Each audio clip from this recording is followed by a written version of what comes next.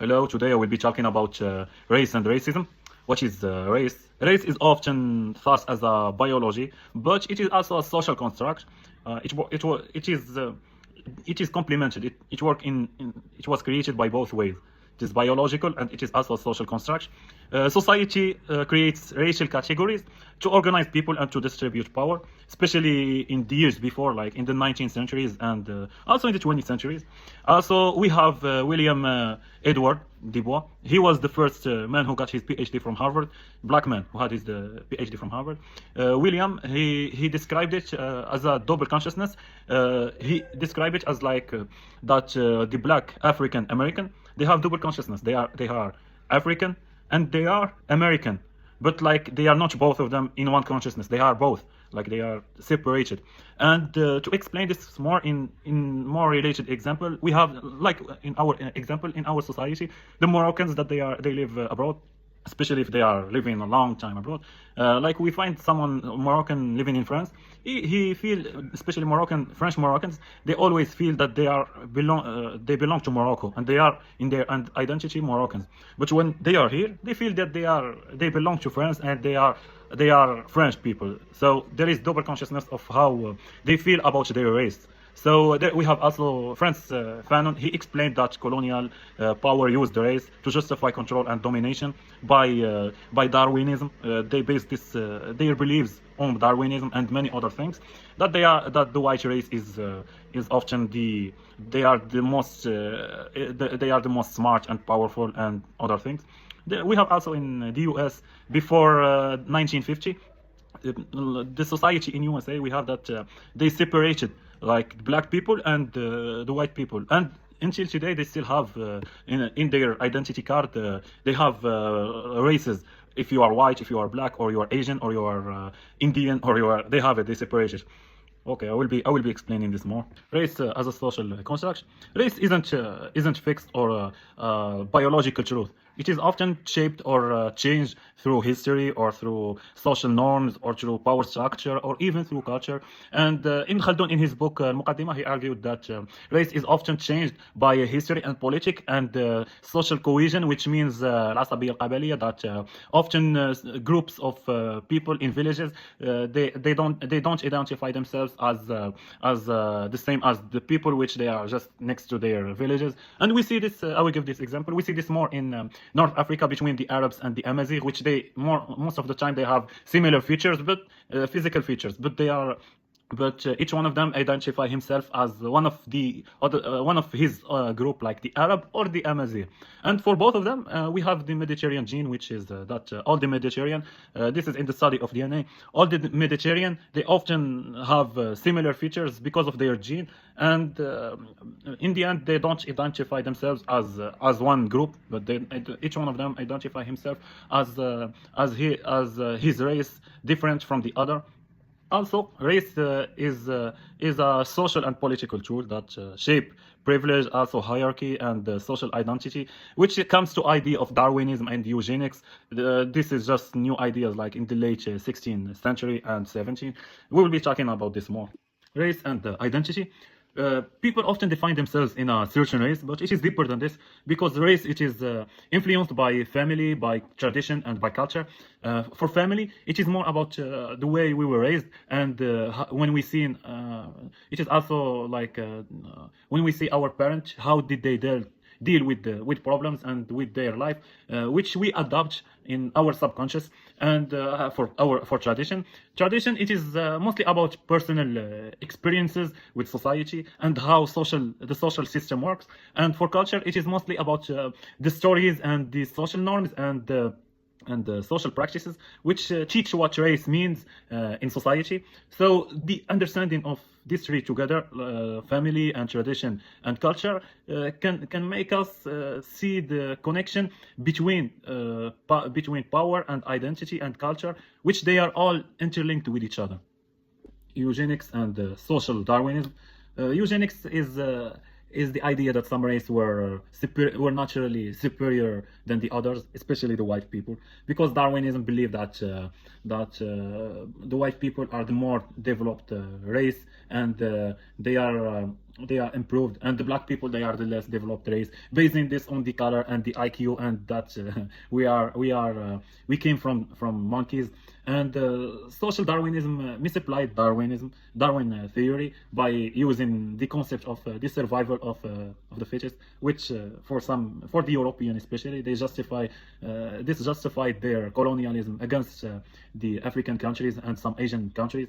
And this also led to a lot of forced sterilization, which happened in China, happened also in India, and happened in Sweden. Yeah, it happened in Sweden, and also happened to Native Americans in Canada, Native people, and also happened in Palestine, which many people don't know, and also led to immigration restrictions, like the passport restriction, and also racial purity law, which happened in history, like in societies like many societies in Europe, like Germany and Poland too. But before the name was before Poland was given its new name, it was Prussia. It also happened in Prussia, and also happened in the UK. Eugenics and social Darwinism and colonialism. These theories, they are all related to each other, and this theory has been used by the European to legitimize their colonization against the Africans and against to certain Asian countries. They say that they are coming to civilize the people, the native people, but they are in fact coming to exploit and took the natural resources and to force them into labor, and to which, when if they disagree on, they kill them in mass genocides, like what happened in Congo. And they also came bringing cultural destruction by using missionaries to come and to change the ideology and culture of those populations. And social Darwinism and eugenics actually framed this act as a natural or scientific, legitimizing building empire on the blood of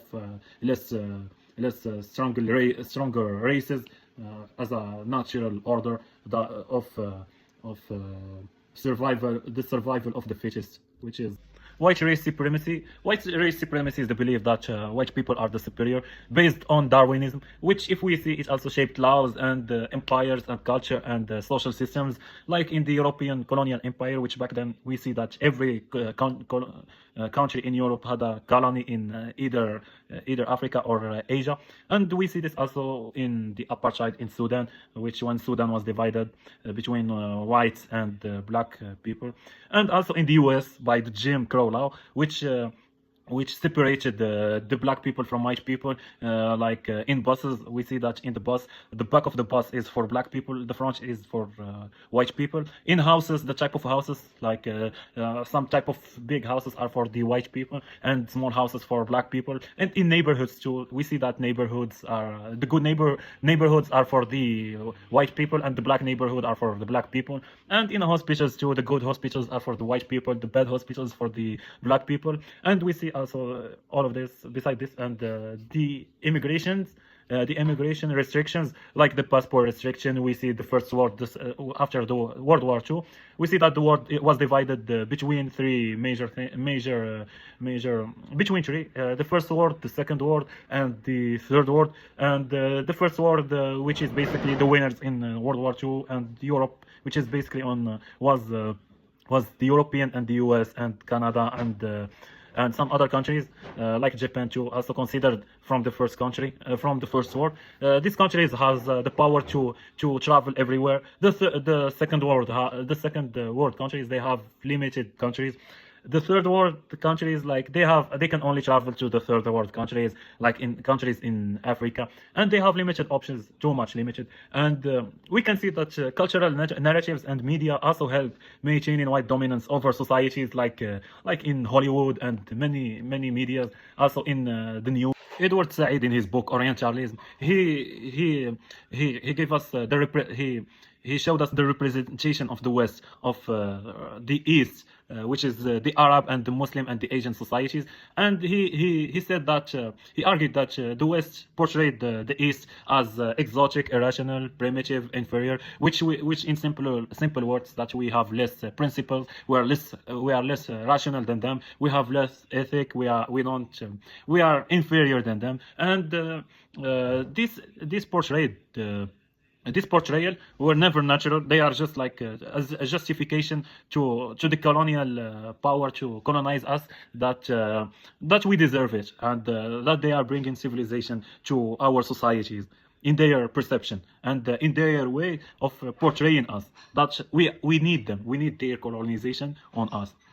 Race and power. Race organized through social hierarchy and the distribution of privilege, which comes from power. The dominant group always rule, and and they divide the ethnic categories to benefit themselves. Like when the industrial revolution happened in Europe, the population of every country in Europe exploded, and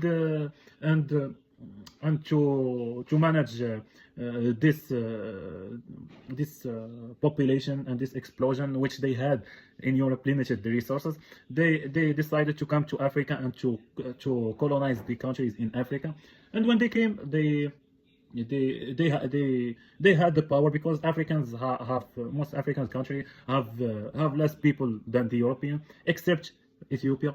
Ethiopia is the only country that was never colonized in history, because of its nature, and the population there was high, and especially like the people there are fighters. They had soldier mindset. They were suicidal, and when the Europeans came to Africa, they divided societies. Like in Morocco, they divided the Arabs and the Amazigh. They divided races to weak society, and when they divided the Arab and Amazigh, they in the beginning they wanted to give privilege to the Amazigh because they have similar features to Europeans, but the Amazigh, they didn't agree with the Europeans, and the French colonizer only wanted, in the beginning, wanted to break the unity, but thank God the unity didn't break.